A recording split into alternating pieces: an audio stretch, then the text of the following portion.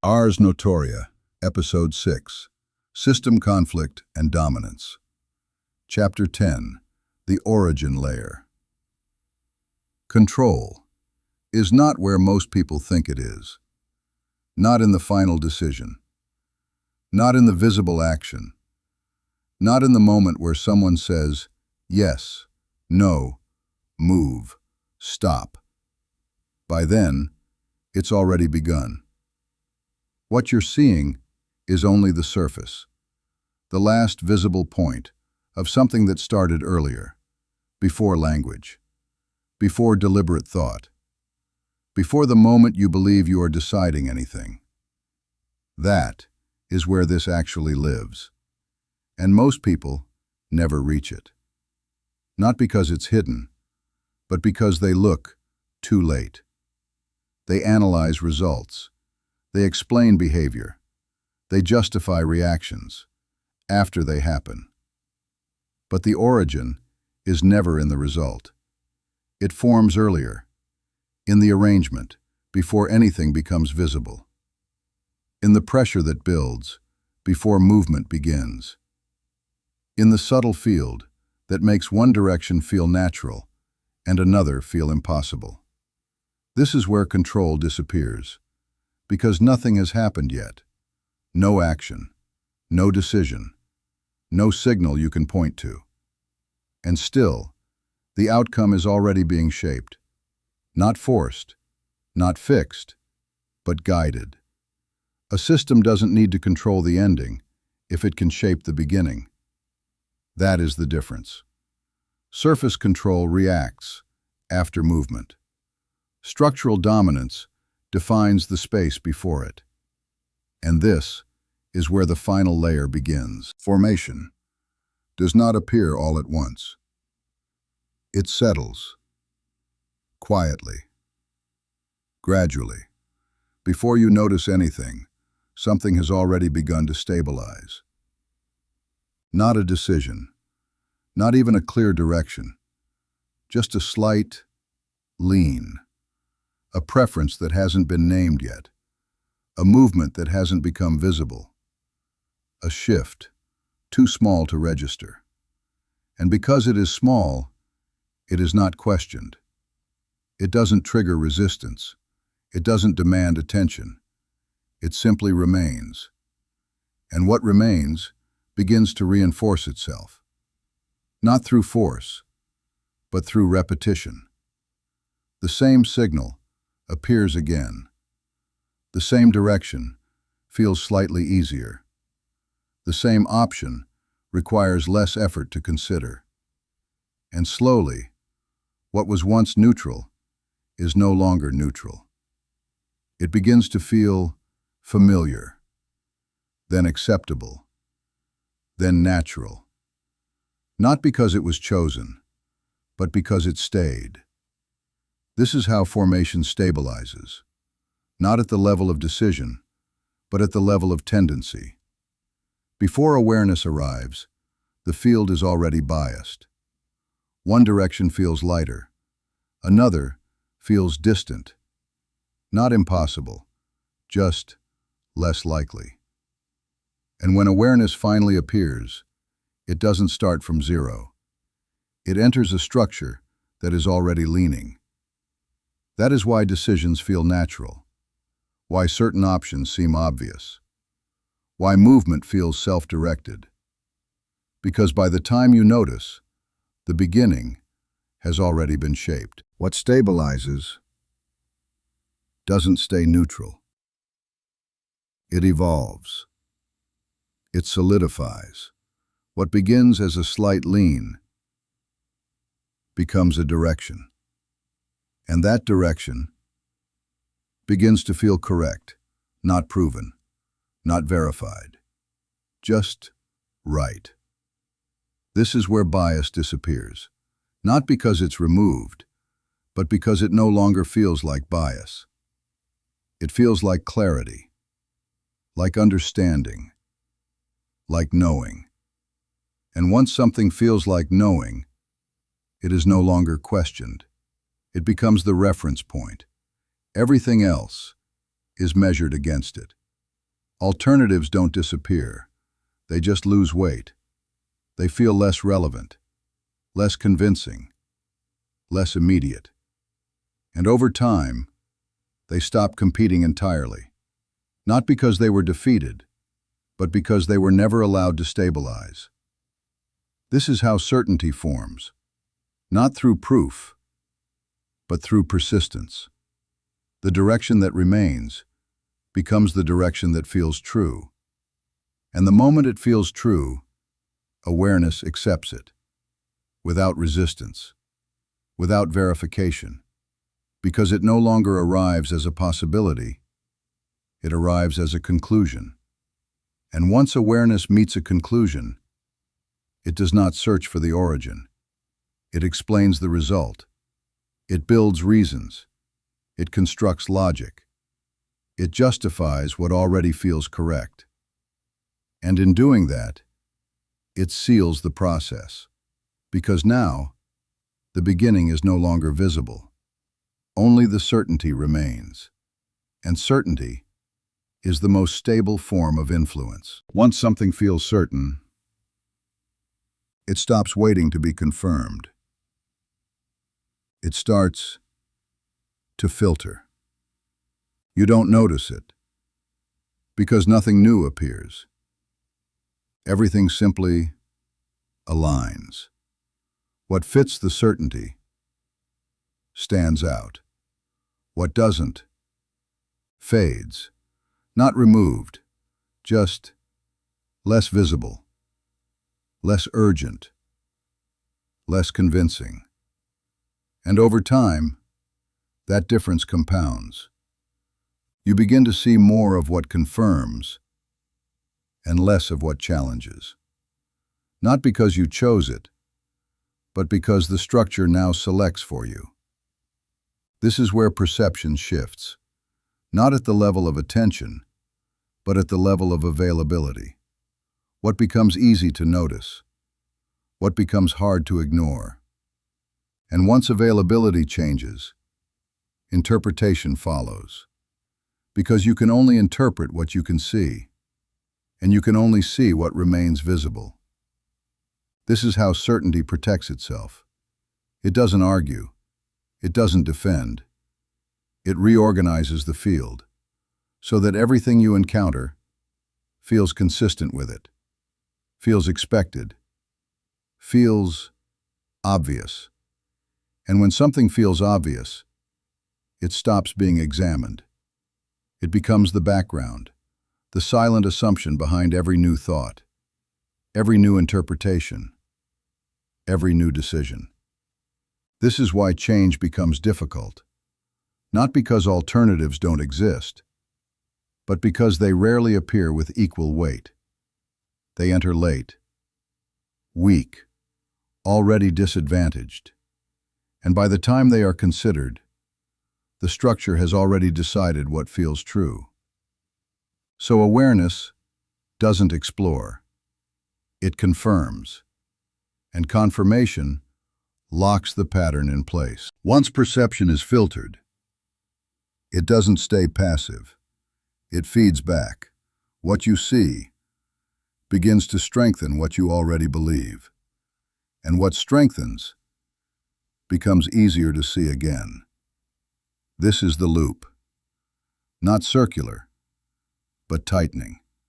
Each pass adds weight, adds confidence, adds certainty, until the structure no longer needs support.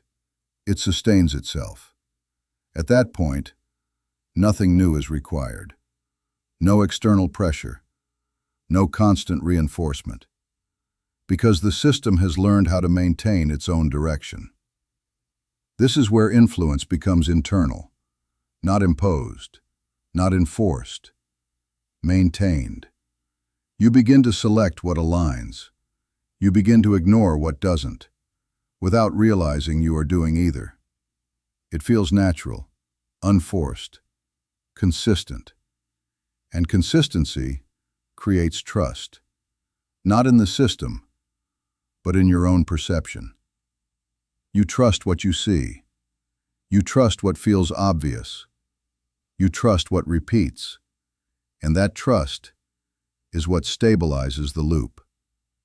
Because now, even contradiction has to fight uphill. It appears weaker, less relevant, less convincing. Not because it lacks truth, but because it lacks reinforcement. And without reinforcement, nothing stabilizes, nothing persists. So the loop continues, quietly, efficiently, without resistance. And the longer it runs, the more invisible it becomes. Because what repeats long enough no longer feels constructed. It feels real. And once it feels real, it stops being questioned. What repeats long enough stops being noticed. Not because it disappears, but because it becomes expected. And what is expected doesn't trigger attention. It blends. It settles. It becomes background. This is where the loop changes form. It is no longer something you observe. It becomes the way you observe. Not outside you. Inside the frame you are already using. At this point, nothing feels constructed. Nothing feels guided. Nothing feels selected. It simply feels real. And reality is rarely questioned. Because questioning requires distance, and distance no longer exists here. You are inside the pattern. But more than that, you are inside a pattern that feels natural. That distinction matters. Because unnatural patterns create friction. They resist. They reveal themselves. But natural patterns disappear. They operate without resistance. They don't need to convince you. They don't need to repeat loudly. They don't need to force alignment. They are already aligned. And alignment is what makes a structure invisible. Because when everything fits, nothing stands out. No contradiction, no interruption, no signal that something is being shaped. Only continuity, smooth, unbroken. And continuity creates trust. Not conscious trust, not deliberate belief. Structural trust. The kind that doesn't ask whether something is true, only whether it feels consistent. And consistency is easier to maintain than truth, because truth can be challenged. But consistency only needs to repeat. So the loop continues, not as a loop anymore, but as a baseline, a default, a starting point that no longer feels like a starting point. And once something becomes the baseline, everything else has to move through it.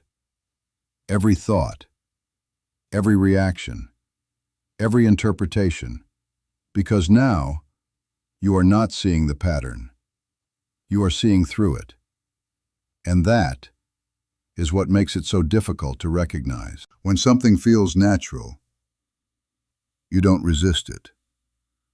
Not because you agree, but because there is nothing to push against. Resistance needs friction, a point of tension, a signal that something doesn't fit. But here, everything fits, seamlessly, continuously. So resistance never forms, not suppressed, not removed, never activated, because activation requires contrast, and contrast has already been filtered out. This is why change feels difficult, not because the system is strong, but because it is invisible. You cannot oppose what you cannot isolate. You cannot question what feels self-evident. And once something feels self-evident, it becomes untouchable, not protected, not enforced, simply unquestioned. At this level, even contradiction loses its force. It appears out of place, not wrong, just misaligned. And misalignment is easy to dismiss, easy to ignore, easy to reinterpret, because the structure doesn't need to eliminate it. It only needs to reduce its weight. And once weight is reduced, influence fades. Impact weakens, until eventually, it no longer competes. This is where dominance stabilizes, not through force, but through absence of resistance. A system that is not challenged does not need to defend itself. And a system that does not defend does not reveal itself. So it continues, uninterrupted, unexamined. And over time, what was once constructed becomes indistinguishable from what simply is. That is the shift, from influence to environment, from something acting on you to something you exist within. And once you exist within it, you don't resist.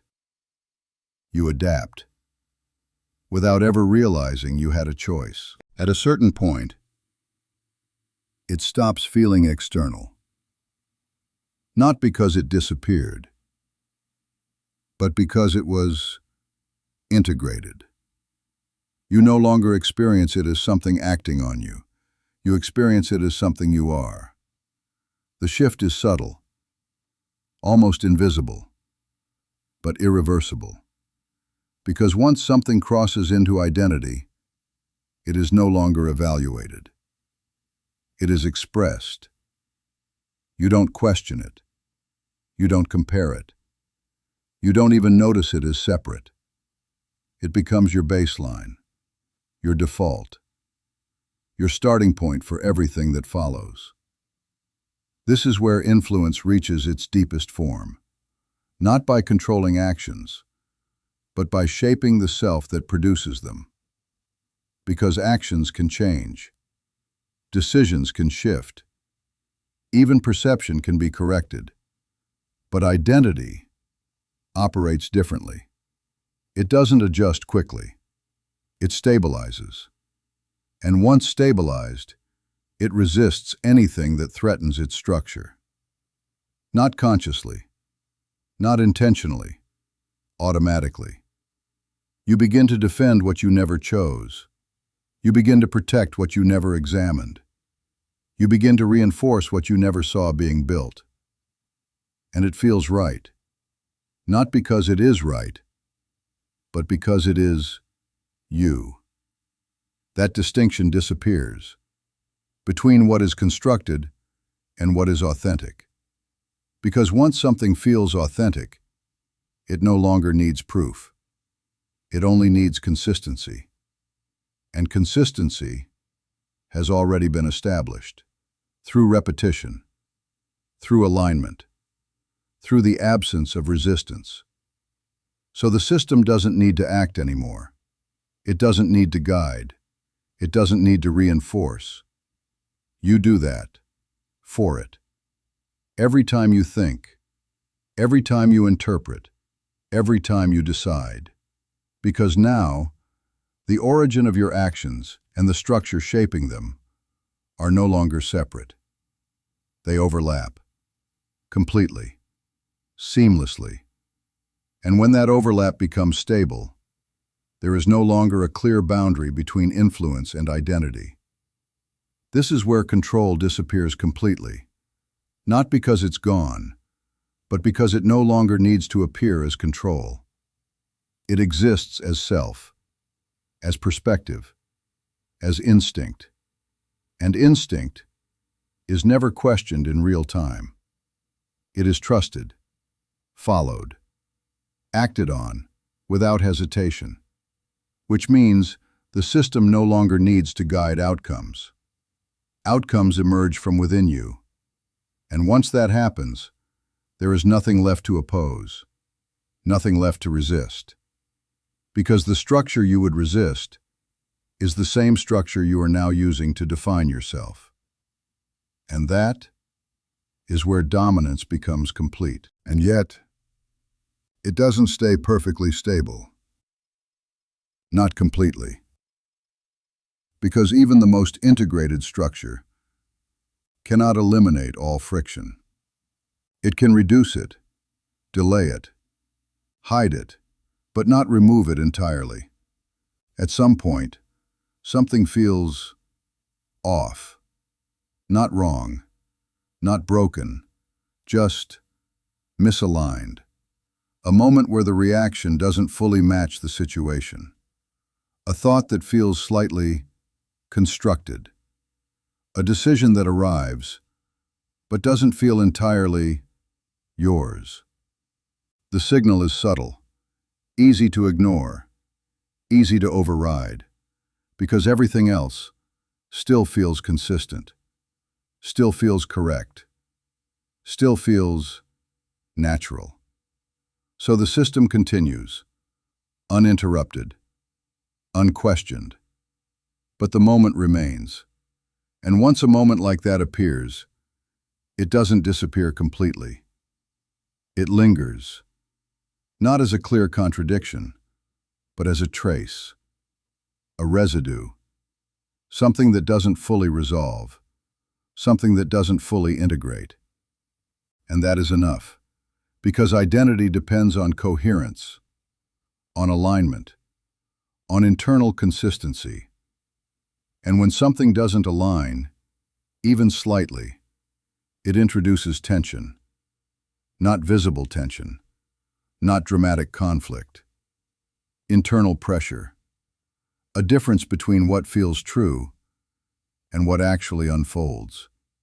A gap, too small to define, but too real to ignore completely. At first, it is dismissed, reinterpreted, absorbed back into the system, because the structure is still dominant, still stable, still reinforced. But repetition changes that. Because if the signal returns again and again, it becomes harder to absorb, harder to reinterpret, harder to align, until eventually it stops feeling like noise and starts feeling like something else. Not a new identity, not a full shift, a fracture, a point where the structure no longer fully holds, where what you experience and what you assume begin to separate. And once that separation begins, even slightly, it cannot be fully reversed. Because now, you have seen that the alignment is not absolute. And that realization does not break the system. Not yet. But it changes your position inside it. You are no longer fully merged, no longer fully certain, no longer completely inside. And that is where the structure begins to lose its perfection. Once you've seen the fracture, you can't return to perfect certainty. Not completely. Because something has changed. Not the structure, your position inside it. What felt seamless now has edges. What felt natural now carries trace. Not enough to break it, not enough to reject it, but enough to notice. And noticing is where stability begins to shift. Before this, everything aligned. Everything reinforced itself. Everything felt complete. Now, there is space. Small, but real. A distance between what you experience and what you assume about that experience. And that distance changes everything. Because once distance exists, automatic trust weakens. Not disappears, but loosens. You no longer move with the same certainty. You no longer interpret without hesitation. You no longer accept without friction. And friction is what the structure was built to avoid. Because friction slows alignment. It interrupts flow. It exposes formation. This is the shift. Not control. Not escape. Position. You are no longer fully inside the pattern, but not outside it either. You are at the edge, where perception and structure overlap, where awareness arrives, just early enough to see the beginning, not consistently, not completely, but enough. Enough to recognize that what feels immediate was never immediate. Enough to see that what feels natural was constructed. Enough to understand that certainty was stabilized before you arrived. And once that is seen, the system changes its role. It no longer defines reality. It becomes something you are inside and observing. And that dual position is unstable, unresolved, incomplete. Because seeing the structure is not the same as holding position within it. That requires something else. Something more precise than awareness. More stable than recognition. Something that doesn't expand perception, but holds it, still. And without that, the system will reabsorb you, slowly, quietly, until the fracture feels like noise, until the distance closes again, until certainty returns, as if nothing happened. Unless you learn how to remain at the edge without collapsing back into it. And that is where this ends. You've seen where it begins. Not the outcome, not the decision, the formation. But seeing it is not the same as holding it. Because the moment you lose position, the system closes again. Seamlessly. Completely. That is the problem. Not awareness.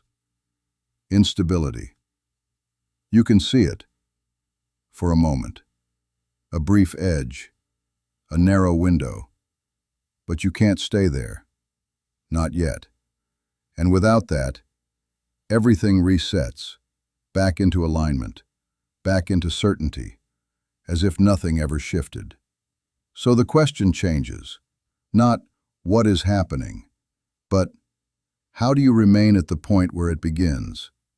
Because if you can't hold that position, you don't control anything. You only notice it too late. And that is where this actually starts.